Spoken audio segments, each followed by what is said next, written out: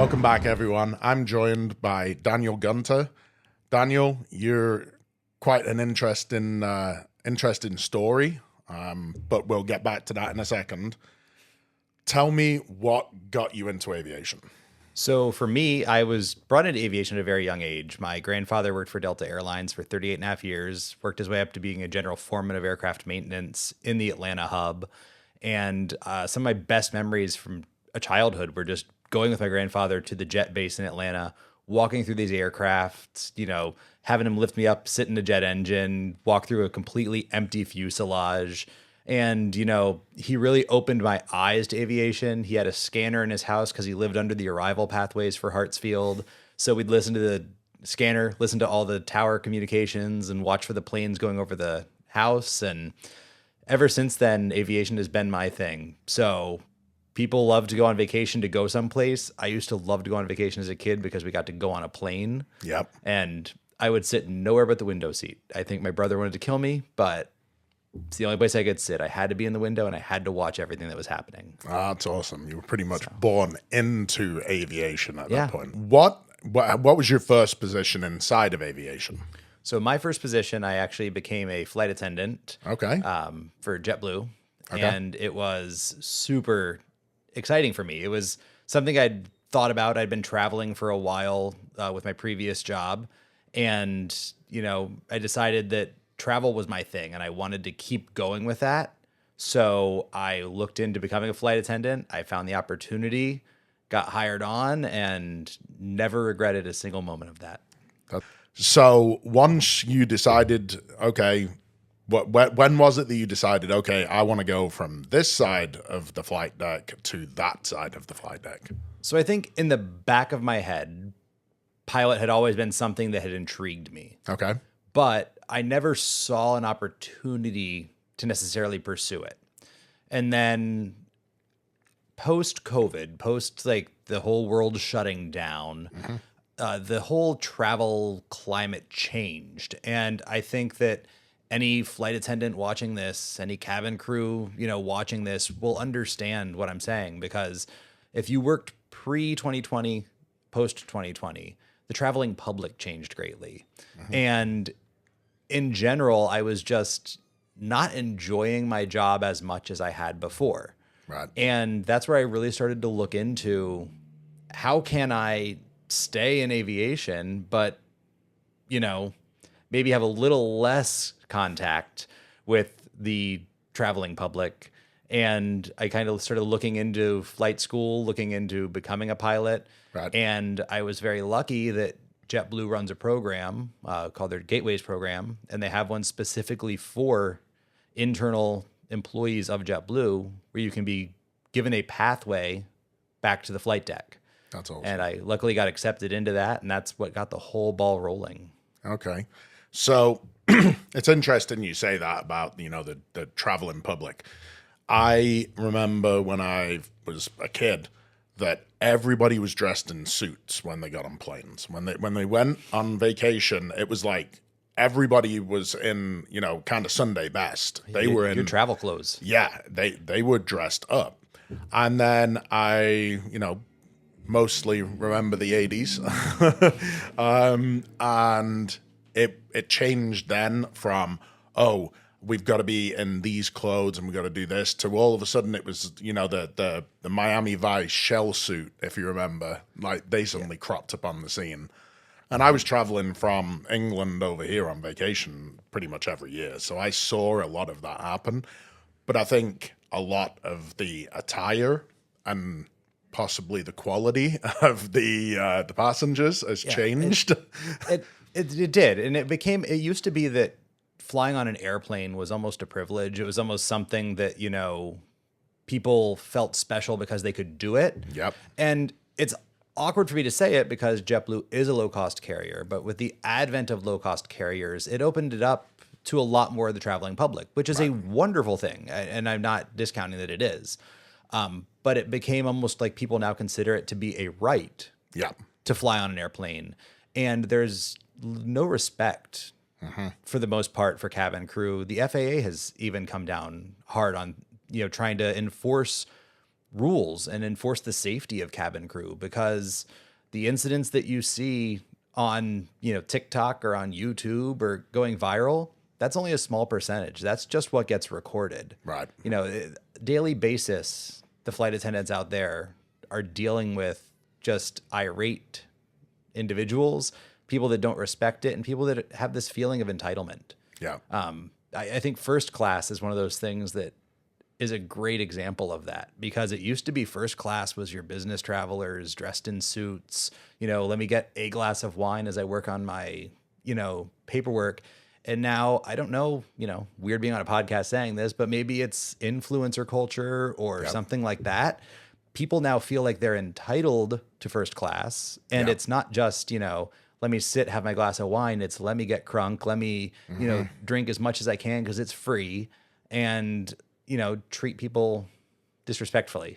Yeah. And it really, I feel for my flight attendant friends, because I still hear them talk about it. And, it's something that has to change in the long run. Yep. But well, your partner's still a flight attendant as well, right? Correct. And I hear these stories every day. He comes home and just talks about, this is what happened today, or, this is what somebody was demanding today, a pre-boarding, beverage, like for first class, it's so that you can just have a nice relaxing start. But, you're not supposed to slam this drink.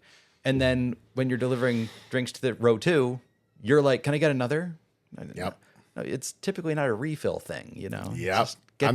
Get you relaxed a little bit. Mixing out altitude with alcohol as well will always it never ends some. Well. Yeah, it'll teach you a lesson, a valuable one, pretty quickly. So how long have you been in the journey? As far as when did you start? You started 2021, 2022. Started flight school. Right? No. See, now I have to think about math in my head. It's math's hard. I know. It should have been 20. When you got a microphone in front of you, it's even harder. 2023, I started the journey. I went to a 141 school in order to try and knock it out as quickly as possible. Coming from flight attendant, having a set schedule, things to do, I needed something scheduled. Right. Because I know myself, motivation-wise, I'm very content to sit at home and do my own thing. Yeah. So I have to be scheduled something. So 2023, I joined a 141 school. I went through that whole program, made it through all my ratings in just about 1 year. And then for the last year, I've been trying to work on time building and also trying to get that motivation to get those hours in. We can fly with me anytime, right? Absolutely. No, you did private, instrument, commercial, CFI. Yes. We were just talking before we hit the record button. Probably the only person I've ever met that is a CFI and does not have one single hour logged of dual given, correct? Correct. I understand why, but go ahead and explain it a little bit. Yeah, so I think the whole journey of becoming a pilot, and, if I think back to my first flight, my first solo as a private pilot, my amazing instructor, Brian, had great faith in me, and he knew that I was ready to solo. In my head, I knew that day was going to be my solo, but I was like, you're going to get out of the plane? I have to do this There's a big all on my empty own? seat next to me. Yep. And I think that, that whole thing of not knowing, I am not that kind of a person. Right. So I'm not the type of person that can sit here and have the faith to do that. I always, maybe, I don't know, call it a motherly instinct or a fatherly instinct, whatever you want to call it. I want to be there to help, and I'm not necessarily ready to sign off.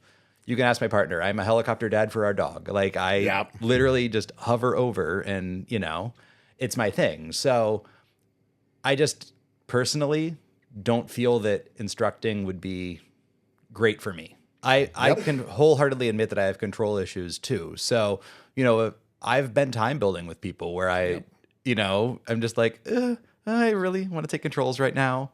And you have to have faith in people to do it. And I think that that's something that I will have to continue working on because, when I make it back to the flight deck, of an airliner and I'm in the right seat, I have to have faith. And, I do have faith. I know so many of these pilots I'm going to be working with again. Yeah.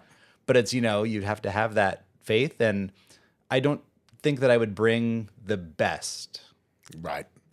So with that being said, most people don't necessarily want to be flight instructors, but they do it and learn to love it, right? Yeah. But it's a time building path for them. So how are you building your time? I am going the whole pathway of renting and time building with friends. So renting a plane, splitting time when I can, and, getting that cross-country hours in. Professional safety pilot. I am a professional safety pilot. I can help you fly under the hood all you want to.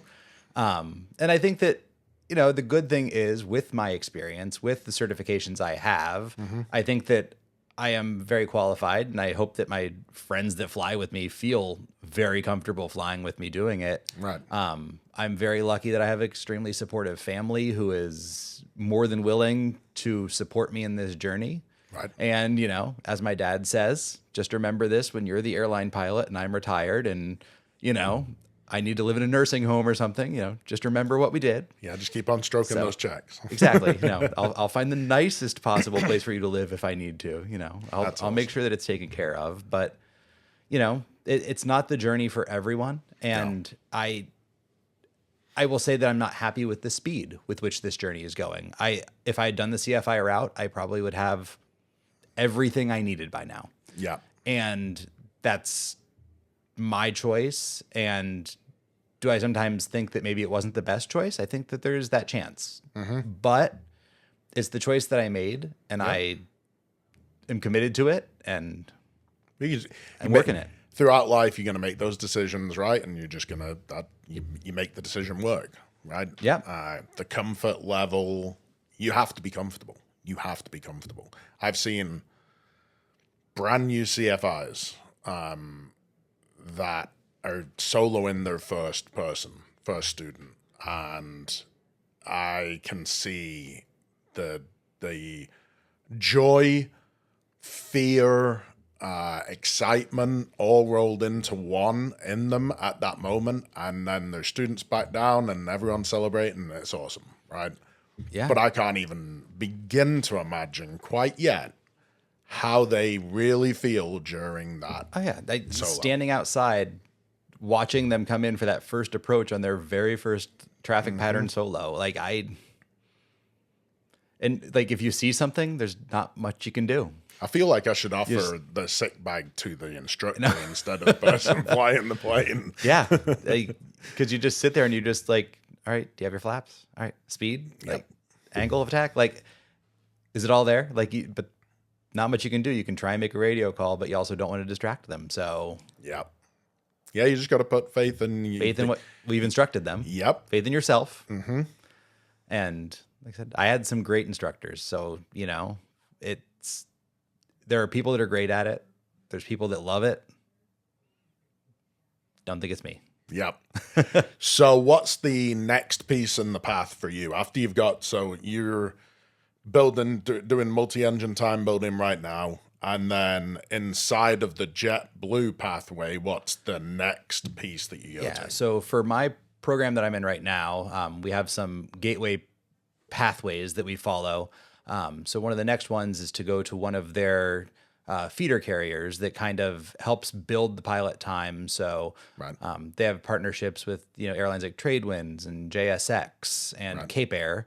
And you'll go there, you'll build the rest of your hours up to 1,500 so that you can then get your airline transport pilot rating. And then once you have that and fulfill any commitments that those carriers may have, I can be flowed back into JetBlue in one of their next training classes once I've reached all of those requirements. Okay. So how long do you think before you go off to one of the feeders, if you would? I am hoping to have those applications submitted and start that process by the end of this year. That's the goal. I think hiring right now in the airline industry has definitely slowed down. for pilots. 100%, yeah. And that's the other kind of barrier right now, mentally barrier for me. And also, in general for the process is that you don't see the forward movement right now. Yeah. But from my understanding, some of the carriers and some of those pathways are going to start moving again in the fall from what they anticipate right now. Well, I think that covers everything. Have you got anything that you want to say to anyone? No, I mean, if this is something that you want to do, like if you want to make this journey, do it now. Because, as we were discussing, some people think that I look younger than I am. And, I wish that I had started this so long ago so that I could enjoy even more time in the air. Yeah. Because, with the FAA requirements and, 65, I'm watching that time tick away before I'm told that I can no longer do this. And once you've touched the sky and once you've experienced it, you don't want to give it away. So it's difficult to stay on the ground. as soon as you think that this is what you want to do, if you have the ability to do it, just make the leap. Leap of faith. You won't Go regret ahead it. And push through it. Absolutely. Well, Daniel, thanks very much.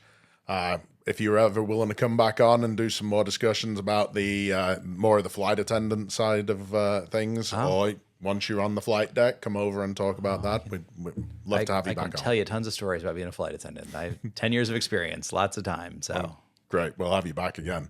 Perfect. Take care and stay safe, everyone.